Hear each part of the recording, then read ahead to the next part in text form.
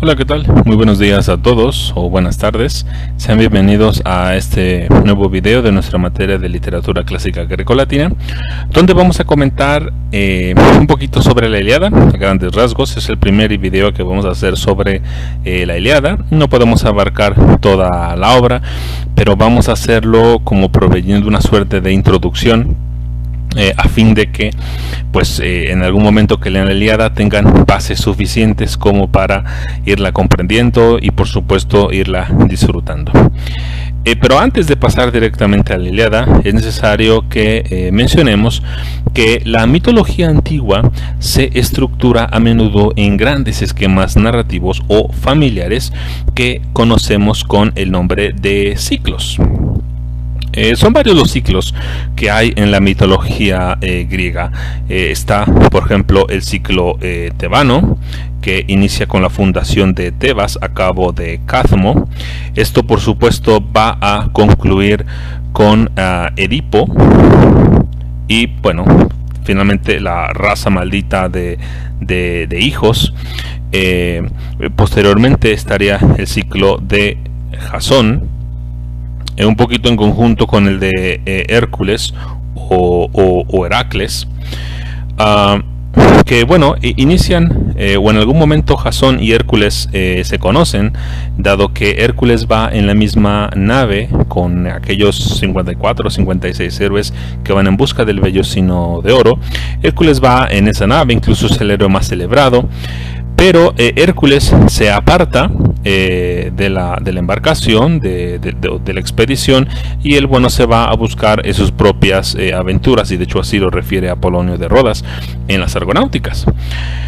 Tenemos también, por supuesto, lo que sería el ciclo en lo referente a Aquiles y por supuesto el de Odiseo. Ahora, estos dos podrían considerarse pertenecientes a uno solo, que sería el ciclo troyano. El ciclo troyano, inicia muchísimo antes del primer canto de la Ilíada y por supuesto termina en varias ramificaciones. Por ejemplo, tenemos el regreso a casa de Menelao con su esposa a Esparta. Tenemos el regreso de Agamenón, su asesinato por su esposa y por su amante, y eventualmente la venganza de Orestes a su propia madre y a su padre, algo que vamos a leer en Esquilo, y por supuesto estaría el regreso de Odiseo. Ahora, algunos mitólogos y críticos de la literatura no reconocen como todas estas historias pertenecientes al ciclo troyano, sino que más bien están separadas, por lo que el ciclo troyano solo le pertenecería a Aquiles. Pero conviene que sepamos que una vez que termina la guerra de Troya, esto desemboca en varias historias que no podemos aquí referir todas y cada una de ellas, ¿no?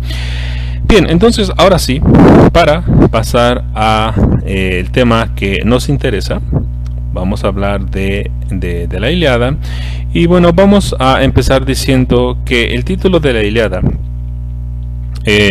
podría simplemente traducirse como las cosas de Ilión.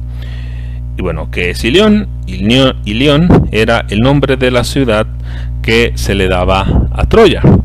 La Ilíada además está compuesta por 24 cantos que narran el 10º año de la guerra de Troya. Estamos en el último año ya de la guerra, y también su tema central es la cólera o bien la ira de Aquiles.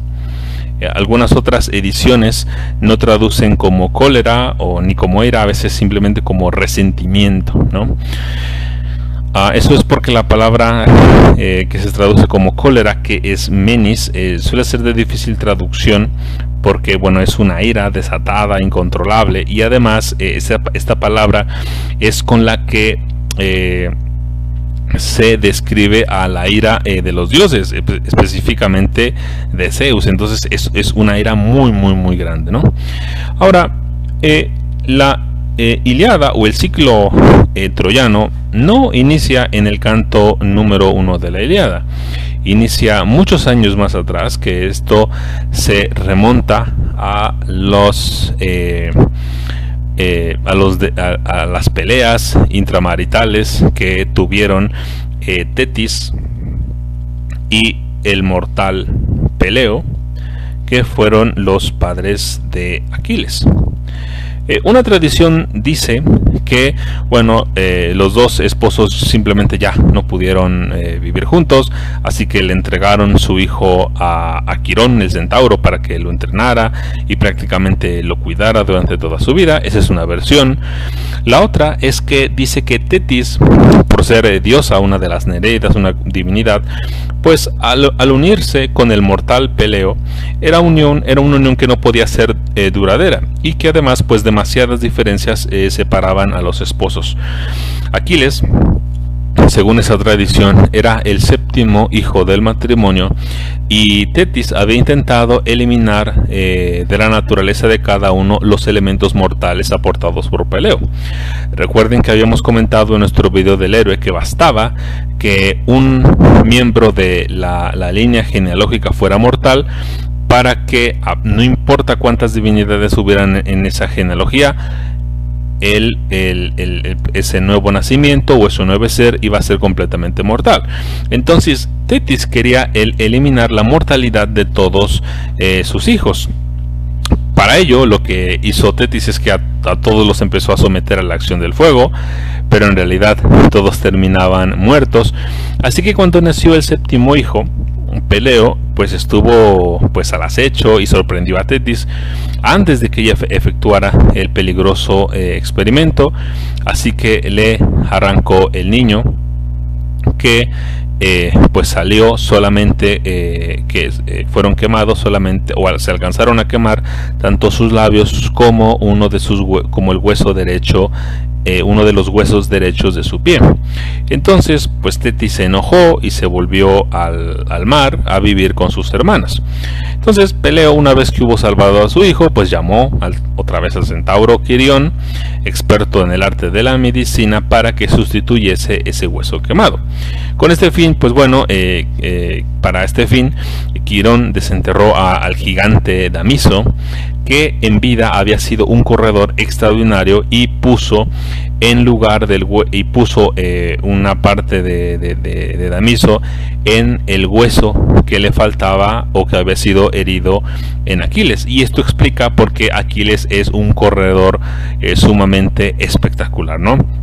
Otra tradición simplemente dice que Tetis, que ya preveía la guerra de Troya, quiso hacer inmortal a su hijo. Para eso lo hundió en unas aguas que le iban a proveer a Aquiles de inmortalidad, pero pues lo agarró por los tobillos. Esas partes quedaron intactas por el agua, así que sus tobillos son la debilidad de Aquiles.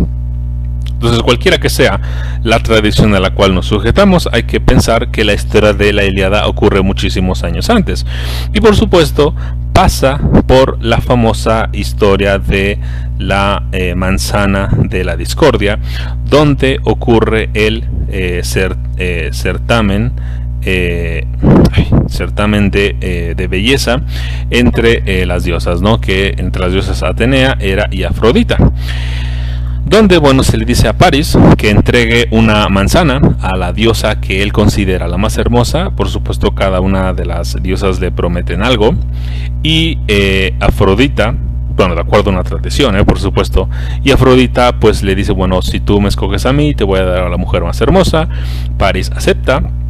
Entonces la mujer más hermosa resulta ser que es hija de un rey, y este rey, que es rey de Esparta, que es Menelao, a su vez es hermano del rey más poderoso entre los griegos, que es Agamenón. Entonces se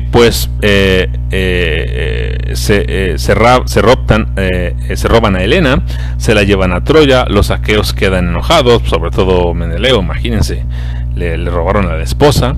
Entonces pues van todos los griegos en la búsqueda de ellos. Por supuesto que hay historias previas. Agamenón tiene que aplacar las aguas, y para eso se le pide que sacrifique a su hija Ifigenia, a lo que después le va a echar en cara su esposa cuando lleguemos a Esquilo. Esta es una versión, ¿no?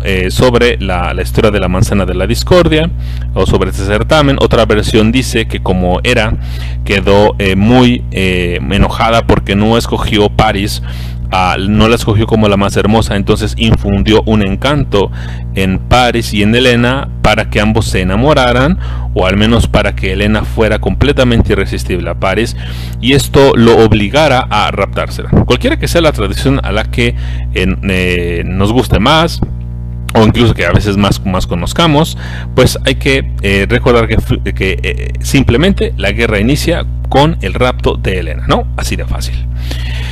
Esto es todo el suceso o la situación conflictiva que es previa a la obra. Ahora, lo que sí ocurre en la Ilíada, tenemos una situación conflictiva inicial que se desenvuelve con esos tres personajes: Agamenón, Briseida y Aquiles.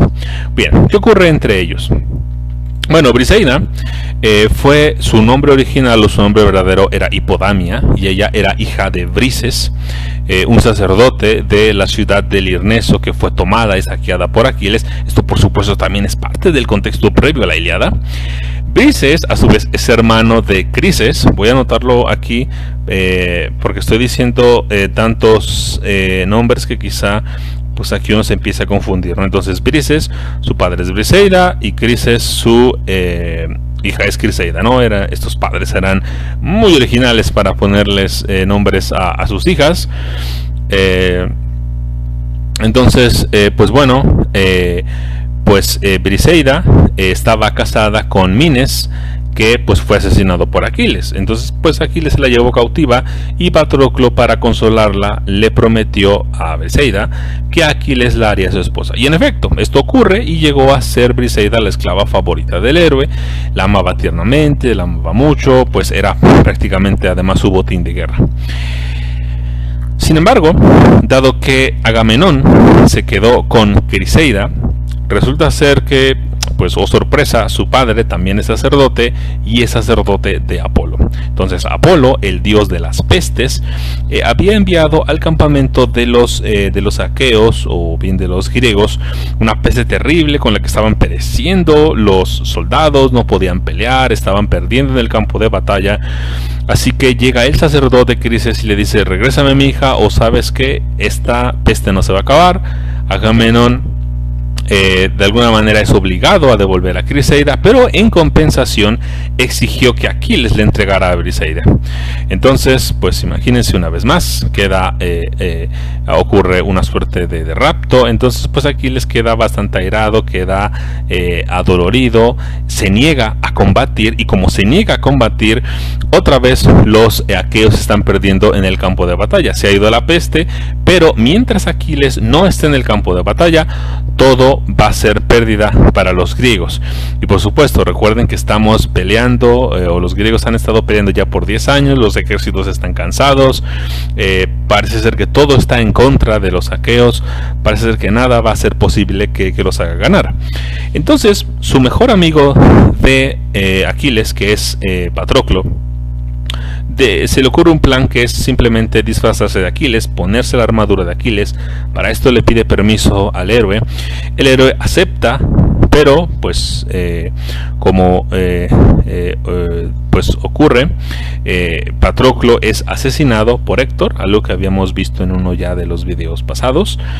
Y entonces pues ahora sí que se muere Patroclo. Aquiles termina ahora sí por encolerizarse todavía más, tener una ira que es inagotable y que no va a ser satisfecha hasta que muera Héctor. Y por supuesto hay que decirlo, Héctor era el hijo de el rey Príamo y de la reina Hécuba, que son ambos reyes de Troya. Y bueno, por supuesto asesina a Héctor, se lo lleva a su campamento, no quiere dar el cuerpo hasta que bueno, finalmente accede a devolvérselos para que le hagan todas las fiestas fúnebres, y con eso termina la Ilíada. No aparece ningún caballo, eso va a ser narrado hasta la Odisea y no va a recibir mucho espacio dentro del canto, simplemente se menciona por ahí, casi que de pasada.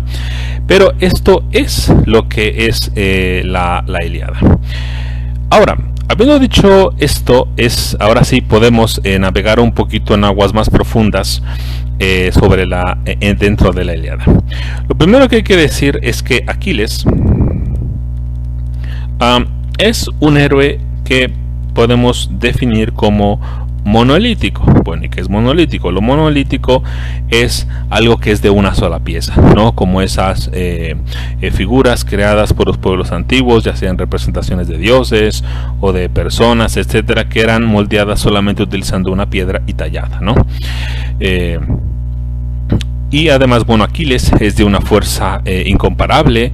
Él activamente escoge la muerte violenta sobre la vida con el fin de ganar gloria y ser recordado por siempre en la poesía épica. Vamos a hablar de esto un poquito más adelante. Aquiles también es un hombre de principios y valores inflexibles que no permitirá que sean comprometidos, sin importar que sus amigos como Odiseo, por ejemplo, le recuerden que pues doblegue su voluntad y vaya con ellos a enfrentar a los troyanos. Por otro lado, también es un guerrero de constante lamento, que no puede perdonarse pues el haber involuntariamente permitido que su más cercano y querido amigo Patroclo tome su lugar en la batalla y sea asesinado en su lugar, sacrificado como un animal. Recuerden una vez más el video que les compartí hace unas semanas.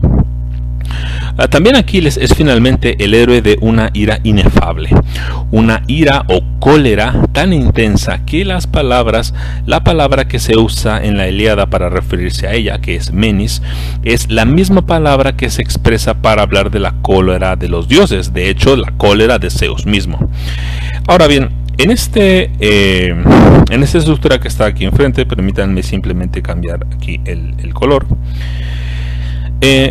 En esta estructura que tenemos aquí, podemos distinguir entre la situación conflictiva y la resolución del conflicto dos tipos de cólera. Primero vamos a tener una cólera pasiva, que bueno, esta implica la retirada de Aquiles de la batalla y por supuesto de su pueblo, cuyo rey pues era Agamenón, quien pues había insultado el honor de Aquiles al robarle su botín de batalla, ¿no? Como ya dijimos.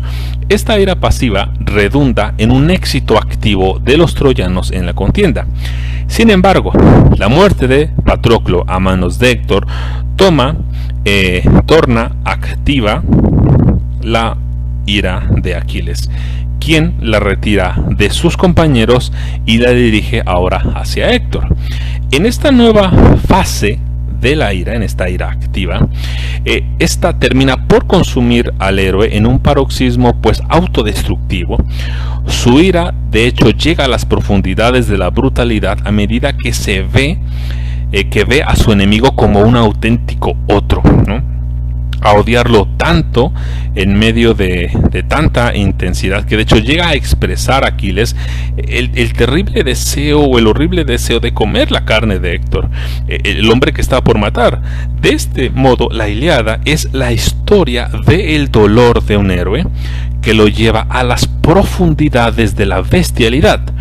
No obstante, esa ira y ese sentimiento de pérdida harán que su héroe salvaje o esta ira salvaje disminuya y lo lleve al punto más alto del ser humano al reconocer el dolor de su enemigo, el dolor de la muerte de su enemigo. Esto por supuesto va a apaciguar la ira de Aquiles, y una vez que la ira ha sido apaciguada, pues por supuesto el canto puede concluir. Ahora, la manifestación más clara acerca del tema de la Ilíada la encontramos en la primera palabra del poema griego original. La palabra griega es menis. Esto vamos a anotarlo por aquí. Menis, la palabra griega. la cual no es una ira ordinaria. Una vez más, es traducido esto como ira o como cólera, de acuerdo a la traducción que consigan o que estén leyendo, sino que de acuerdo a un investigador que es Müllner, él dice que esta menis es un sentimiento inseparable de las acciones que conlleva. Es una sanción cósmica, una fuerza social cuya activación trae las más drásticas consecuencias a toda una comunidad. Es decir, es una ira que implica que cuando se pone en activo, muchos van a sufrir, ¿no? A lo mejor uno se enoja, uno golpea su almohada y tanta, no, pero esta es una ira en la que todos van a sufrir. Si han leído, por ejemplo, por ahí Pedro Páramo de Juan Rulfo, en alguna ocasión van a encontrar que el personaje central, Pedro Páramo, muere su esposa Susana San Juan, y mientras que ella muere, todo el pueblo está de fiesta. Y dice directamente por ahí Juan Rulfo que entonces Pedro Páramo se decidió a cruzar los brazos para siempre a Comala, ¿no? Y eso lleva a que toda la comunidad sufra las consecuencias por la ira o por el resentimiento de Pedro Páramo, ¿no? Entonces estamos hablando de ese tipo de ira que trae consecuencias terribles a toda una comunidad. Ahora, habiendo dicho esto, estamos en condiciones de considerar la simetría de la poesía homérica, y espero que se sorprendan mucho con lo siguiente. Vamos a pasar a nuestra siguiente diapositiva, donde tenemos los primeros 10 versos de cada uno de los cantos épicos. De este lado tenemos la Ilíada, voy a poner por aquí Ilíada, y de este lado tenemos los primeros 10 versos de la Odisea, ¿no? Esto es una traducción literal, y una traducción literal que hace Gregory Nagy, un estudioso al que, si en algún momento van a entrarle a la literatura grecolatina de una manera ya especializada. Gregory Nagy, bueno, es profesor de Harvard, actualmente sigue él siendo profesor ahí, pero él es una de las autoridades que tenemos sobre la Ilíada.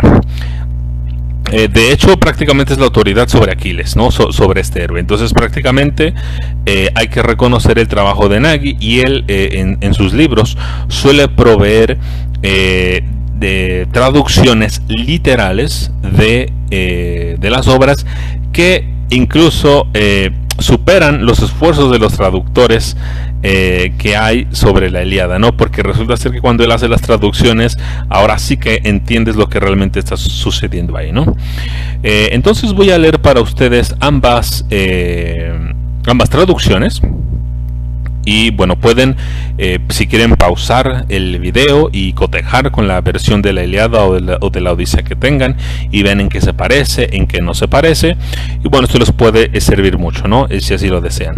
Entonces, pues pueden pausar el video ahora, ¿no? Y después seguir más adelante. Bueno, solo estoy hablando y diciendo y haciendo tiempo para que lo hagan. Si no, bueno, yo sigo. Bien, entonces,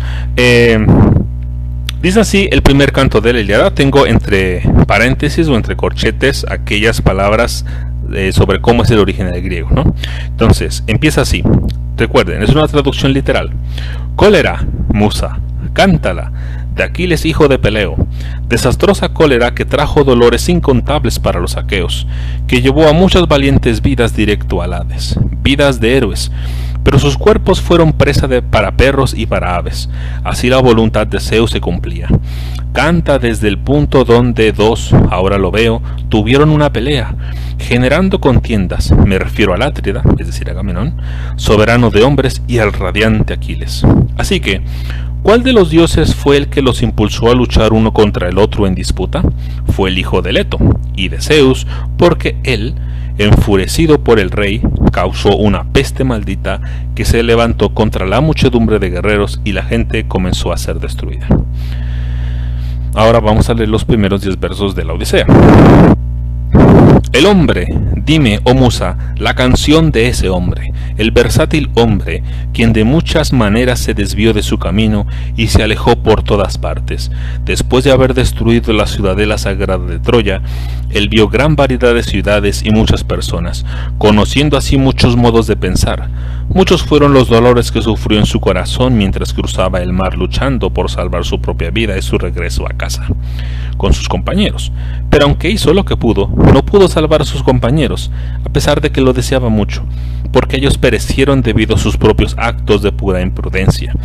Desconectados como estaban, debido a lo que le hicieron del ganado del dios Sol Helios, ellos se los comieron, así que el dios los privó de su regreso a casa. Partiendo de cualquier punto, oh diosa, hija de Zeus, dime lo que has dicho a los que vinieron antes de mí. Entonces tenemos aquí una traducción literal de los primeros 10 versos de cada canto. Desde el principio vemos las reglas del Aedo, ¿no? El nombre del tema principal es la primera palabra. Tanto en la Ilíada como en la Odisea, la primera palabra anuncia el tema. Entonces será cólera. Y en la Odisea, el hombre. Primera simetría.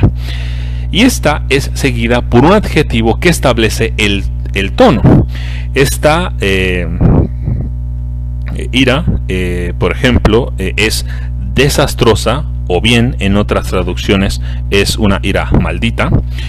Y por el lado de la Odisea tenemos el versátil hombre, que en otras traducciones es el hábil hombre, ¿no? Que a su vez le sigue una cláusula que esboza la trama, que en este caso es que causó o que trajo dolores incontables para los aqueos, y en el caso de la Odisea, quien de muchas maneras se desvió de sus caminos y se alejó por todas partes. Otra simetría es en relación a la forma. Ambos poemas emplean los versos conocidos como los hexámetros dactílicos. Ambos poemas se enfocan en el principal héroe de cada una, Aquiles por un lado, y aquí no aparece el nombre de Odiseo, pues eventualmente sabremos que es Odiseo. La personalidad monolítica de Aquiles, el más fuerte guerrero de su era, caracterizado pues por su orgullo, de sus proezas militares y su destreza física, es igualada entonces con el versátil Odiseo, afamado por su inteligencia y astutas estratagemas. Entonces, en este sentido, Aquiles es un igual respecto a Odiseo. Voy a barrer aquí esto porque pareció como si fuera distinto, ¿no? Entonces, Odiseo. Además, ambos poemas dan la impresión de incorporar la mayor parte de lo que fue digno de ser contado sobre la era de los héroes. Esto, por supuesto, desde el punto de vista de la Grecia clásica. La asombrosa amplitud de los poemas, uno 12.000 versos, el otro 15.000 versos, es evidente incluso desde un vistazo superficial. Por ejemplo, la Ilíada no solo refiere la historia de lo que va a contar, también narra la historia que rodea a Troya, el juicio de París, el rapto de Helena, el catálogo de las naves, e incluso es una sombra de la muerte de Aquiles. Y bueno, también cuenta todo lo que ocurrió dentro de las murallas de Troya, ¿no? Ahora bien, con anterioridad, esto fue en el pasado video, hemos dicho que la Ilíada es la autobiografía de los griegos. Así que decir que la Ilíada es acerca de los griegos y de lo que significa ser griego es lo mismo que si decimos que la Ilíada es acerca de Aquiles. Lo voy a repetir porque quizá esto parece una suerte de trabalenguas. Una vez más, la Ilíada, decir que la Ilíada es acerca de los griegos y de lo que significa ser griego es lo mismo que decir que la Ilíada es acerca de Aquiles, porque Aquiles representa lo que significa ser griego. Él es el punto focal de la tradición griega. Como ejemplo, en el llamado Festival Panhelénico, el cual se centraba en Aquiles y que bueno, se festejaba cada 4 años, se apartaba un día en ese festival para que las mujeres de Elis lloraran hacia el horizonte mientras caía el sol. Esto, por supuesto, es una imitación del llanto de Tetis y de las Nereidas, cuando Tetis siente que su hijo está entristecido, va inmediata, ya sabe que algo está por pasar, que Aquiles está por decidir su destino. Entonces llora Tetis con cada una de las Nereidas, porque es el momento en el que Aquiles va a enfrentar su destino y Tetis está llorando por su hijo. Así que este hijo es cortado, como una planta antes de llegar a su madurez, por el bien de los griegos. Así que de los griegos, que regresaron a casa y que son aquella nación griega del presente. Como se observa, la tristeza de Aquiles, incluso la muerte de Patroclo, es necesaria, así como la propia muerte de Aquiles y también de hecho su propia mortalidad, porque el héroe no puede estar completo si no cumple con su misión. Su muerte va a ser una gloria que se cantará por siempre, como Aquiles mismo lo dice en el canto número 9. Tengo la cita a continuación. Dice Aquiles: mi madre, Tetis, la diosa de argénteos pies, asegura que a mí dobles parcas me han llevado al término que es la muerte. Si sigo aquí luchando en torno de la ciudad de los troyanos, se acabó para mí el regreso, pero tendré gloria inconsumible. En cambio, si llego a mi casa, a mi tierra patria, se acabó para mí la noble gloria, pero mi vida será duradera y no le alcanzará nada pronto el término que es la muerte. Si se fijan, es una decisión tremenda, porque si Aquiles no muere, el destino de los griegos también ya se ha fijado, no habría más nación griega. Pero por otro lado, si se queda, él va a tener gloria o kleos, ¿no? Ahora, la palabra griega para kleos generalmente se traduce como gloria, pero también puede traducirse como fama o puede traducirse como la buena reputación de algo, ¿no? Y además esta gloria o esta fama está calificada por esta palabra que aquí se traduce como inconsumible, de acuerdo a la traducción que hace la editorial de Credos. La palabra original griega es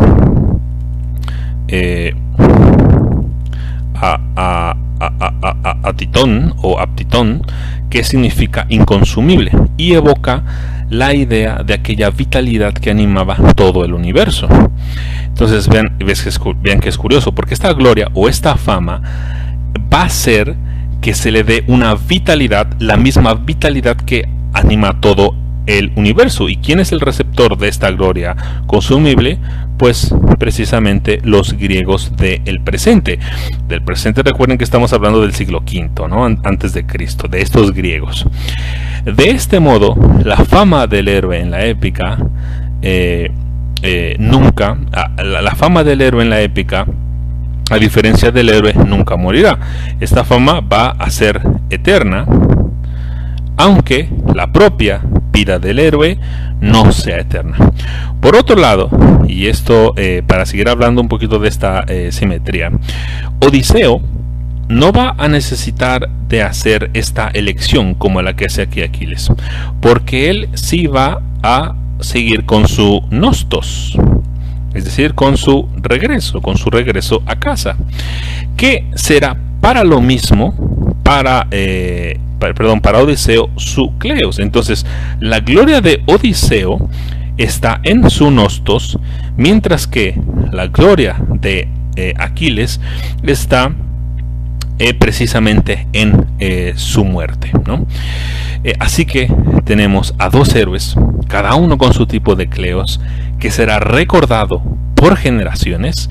Y lo más maravilloso de todo de esos dos cantos es que al menos uno de esos héroes predijo que su canto iba a seguir siendo escuchado por generaciones, y pues como la de nosotros, ¿no? Entonces, en el siguiente video vamos a seguir hablando de la Ilíada. Le vamos a dedicar un poquito de más espacio a esta palabra kleos, ¿no? Y bueno, pero por lo pronto esto nos sirve como una introducción y también para que vayan un poquito reflexionando en su lectura que están haciendo de la Odisea. Pues entonces yo me despido y que pasen un muy buen día y nos estaremos viendo pronto. Hasta luego.